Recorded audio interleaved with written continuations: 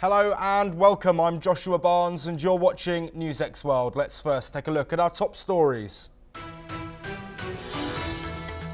President Donald Trump has confirmed that the US may walk away from Russia-Ukraine peace talks in one of the two parties makes it very difficult. Trump expressed the need to get it done, with previous talks failing to secure a full ceasefire. US President Donald Trump says the nice conversations have been had with China amid ongoing trade tensions and tit-for-tat tariff action. The US has also defended Trump's tariff policies after India's objection over steel and aluminium duties.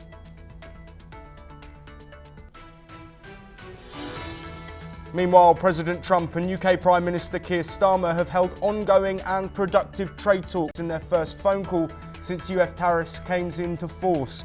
Also discussed was the war in Ukraine, Iran nuclear talks and US strikes in Yemen. Donald Trump has reiterated that Iran can't have a nuclear weapon ahead of a second round of nuclear talks taking place in Rome later today. Trump did say he wants Iran to be prosperous and terrific. A US judge halted Trump's plans for rapid deportation to third countries. Meanwhile, a US senator who visited a man mistakenly deported to El Salvador says he is traumatized but has been moved to a new prison. The Hezbollah chief has said that they will not let anyone disarm it amid pressure from Washington. Meanwhile, Israeli strikes have been reported in southern Lebanon, leading to the death of 2 people, according to local media. The Trump administration has asked for records from Harvard on foreign funding and ties. It comes after $2.34 billion of federal funding was cut from the university for what the administration called anti-Semitism on campuses. The US is set to reduce its number of troops in Syria by half, according to the chief Pentagon spokesperson, Sean Parnell. The US has a number of bases in the country who have been working to prevent an Islamic State resurgence. The United States has issued a stark warning to Russia and Ukraine, signalling it may pull out of efforts to broker a peace deal if no significant progress is made. US President Donald Trump and Secretary of State Marco Rubio made it clear that the US will not continue with the peace talks indefinitely and will walk away if either side proves unwilling to compromise. Let's hear what the president has had to say. What do you want to see from Russia and Ukraine? I have to see, my whole life has been one big negotiation, and I know when people are playing us, and I know when they're not, and I have to see an enthusiasm to want to end it. And I think I see that enthusiasm. I think I see it from both sides. Do you think Russia's But you're going to know soon. Do you think Russia's playing you? No, nobody's. Meanwhile, Moscow claims some progress in the negotiations. US officials remain frustrated by what they see as stalled efforts. Meanwhile, the violence continues to rage on the ground. A Russian missile strike on Ukraine's second largest city, Kharkiv, has left at least 1 person dead and over 100 injured, including 9 children, according to local reports. The attack also caused extensive damage to residential buildings and schools, further escalating the crisis. Well, joining us to discuss these latest developments is John Rosamundo, a president of the Viking Research Associates and a geopolitical analyst who's joining us from Washington, DC. John, thank you very much for being here. Our first point has to be on these comments from Trump and Rubio on potential US withdrawal from these talks. How devastating could that be for the peace effort between Russia and Ukraine? Well, let's put it this way. President Trump said he'd solve it within 24 hours, but I think the reality is starting to dawn on him that the Russians don't want peace. I mean, what incentive does Vladimir Putin have to concede his offensive against the Ukraine? I mean, the Ukrainians aren't going to just roll over. So I think that the president is facing reality here. Yes, John, and looking now at these strikes that have continued, reported in Ukraine that somebody has died and Over 100 may be injured. Do you think that Russia will continue their offensive amongst these threats from Donald Trump and Marco Rubio that they may withdraw? And is potentially that what Russia are looking for? Well, Russia is looking to make whatever gains it can on the battlefield. It doesn't see any reason to give up on its expansionistic desires in Ukraine. So I think that President Trump is facing a real understanding of reality that the Russians have no interest in peace. Yes, John, of course, the diplomatic effort from not just the United States, but also other key players, including Europe, and comments as well from China. What do you think would be needed if the US do withdraw from these peace talks, and who could step up? Well, I don't think that anybody is really in a position to step up. I mean, I think that, you have reports that the Chinese have been sending mercenary soldiers to fight alongside the Russians in Ukraine. The Europeans are not in any position to, push for peace with the Russians. And you have talk about the Europeans stepping in to fill the gap left by America. So no one has any interest in peace right here other than President Trump. Yes, John. Well, I want to build on what you've said there, and that there's nobody seems to want peace. There seems to be rhetoric coming from Europe that they're pushing for it, and they've talked about imposing further sanctions on Russia. Is this a positive move in your opinion? Well, it's something that's going to be mostly symbolic. I mean, they put a ton of sanctions on the Russians. The Russian economy is still up and running. The Chinese have come in and backed up the Russians. I think that the Europeans really don't have a lot of cards to play with here. I mean, their militaries are not in any state where even if they were to get involved directly, they could do anything to damage the Russians.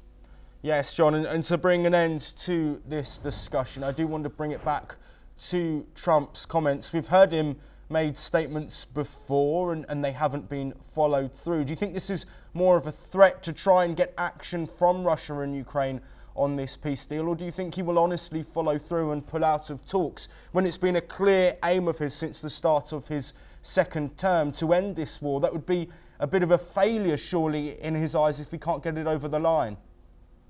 Well, I think that it is a little bit of posturing on his part, but I think that he's also coming face to face with reality.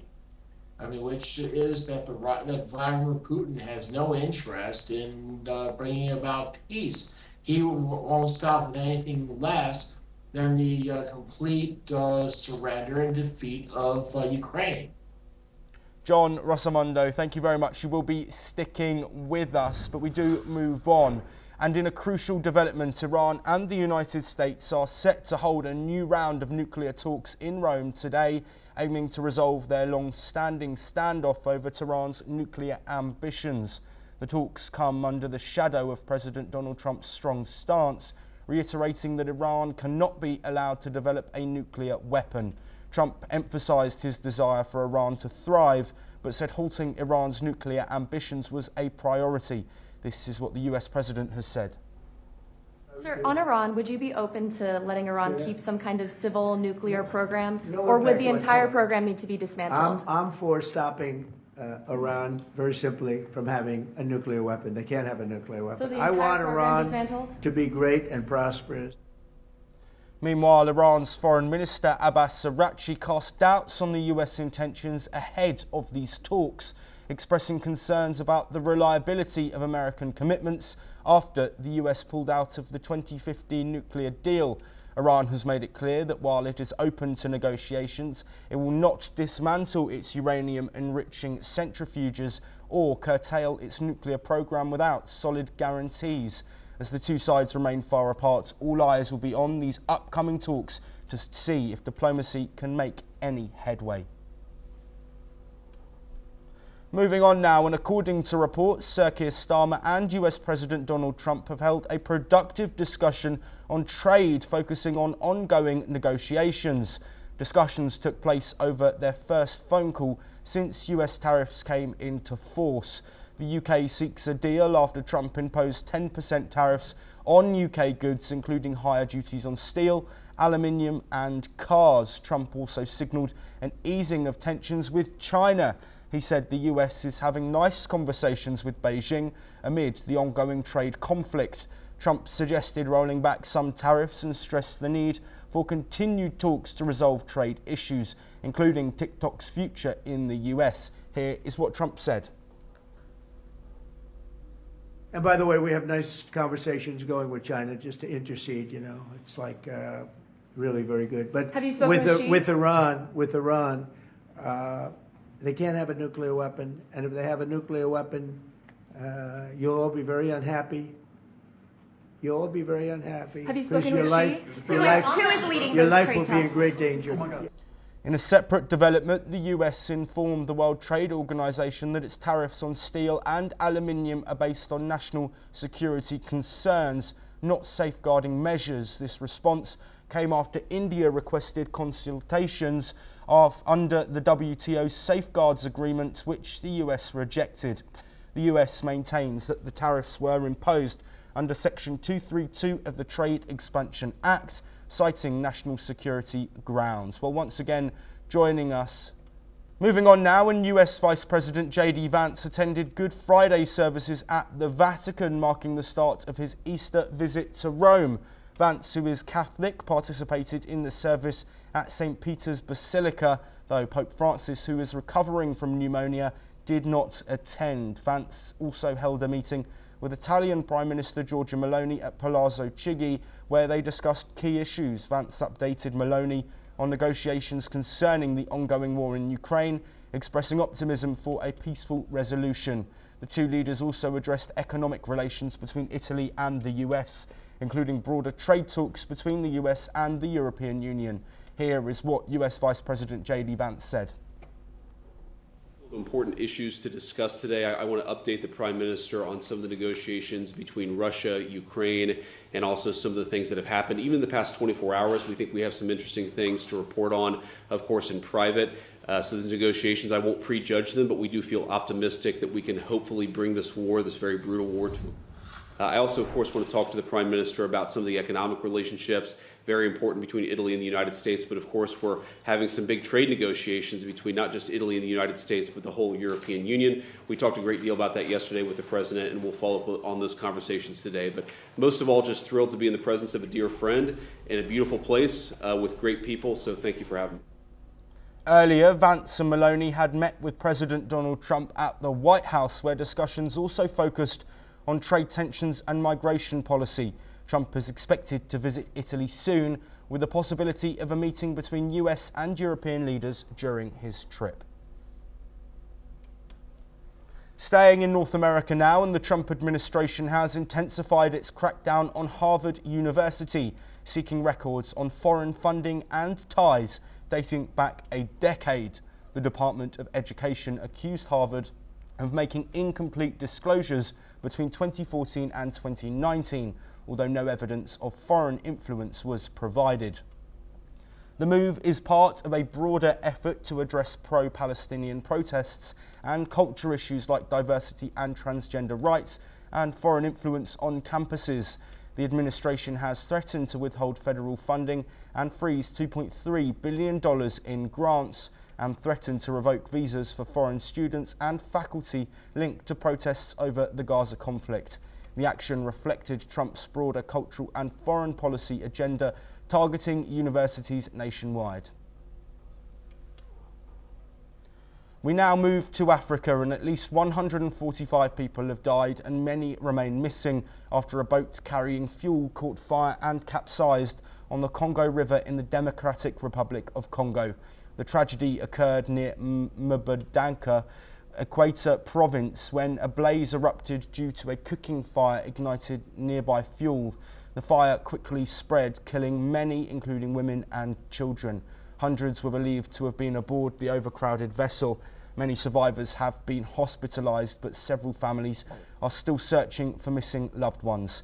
Meanwhile, according to UN, the Democratic Republic of Congo is experiencing a severe humanitarian crisis due to ongoing violence.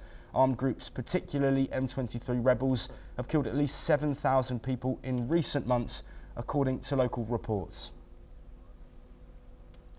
Moving now to the Middle East, and a recent US airstrike on Yemen's Ras Issa oil port has now killed nearly 80 people. At least 150 others have been injured. The Houthi rebels who control the port say these are among the deadliest US attacks in the country.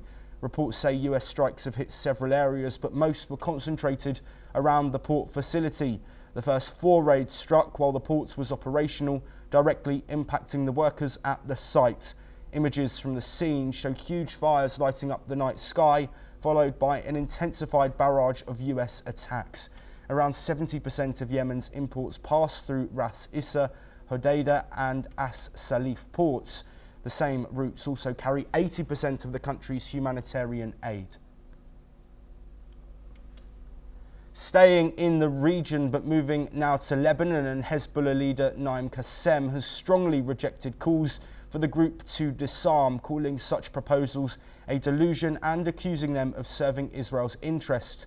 In a public address on Friday, Qassem argued that Hezbollah's weapons are essential for Lebanon's defence, particularly against Israeli occupation and aggression. He stated that any effort to disarm the group would weaken Lebanon and pave the way for Israeli expansionism. Let's listen into the remarks made by the Hezbollah chief. نحن لن نسمح لأحد أن ينزع سلاح حزب الله أو أن ينزع سلاح المقاومة، لأنه حزب الله مقاومة واحد. فكرة نزع السلاح بتكونش، خلي بالأول تظهر إسرائيل وخلي توقف اعتداءاتها بما فيها الطيران في الجو. هيدا بيكون خطوة مهمة من أجل أن ندخل إلى نقاش الاستراتيجية الدفاعية. Meanwhile, tensions between Israel and Hezbollah remain high as Israeli drone strikes continue in southern Lebanon. On Friday, 2 Hezbollah members were killed in separate drone attacks, one targeting a vehicle travelling between the villages of Aita Ash-Shab and Ramesh, and the other hitting a car south of Sidon. Despite the ceasefire agreement reached in November, Israeli forces have continued to carry out strikes, saying they are targeting Hezbollah members, further escalating an already fragile situation in the region. Staying in the region, and Pentagon has announced that the United States will withdraw around 1,000 troops from Syria in the coming months. This move will halve the current US military presence in the country.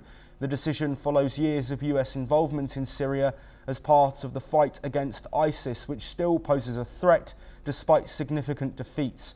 Pentagon spokesperson Sean Parnell confirmed that US forces will consolidate into select locations. However, he did not specify where the forces would be based. US Central Command will remain active, continuing to target remnants of ISIS in Syria.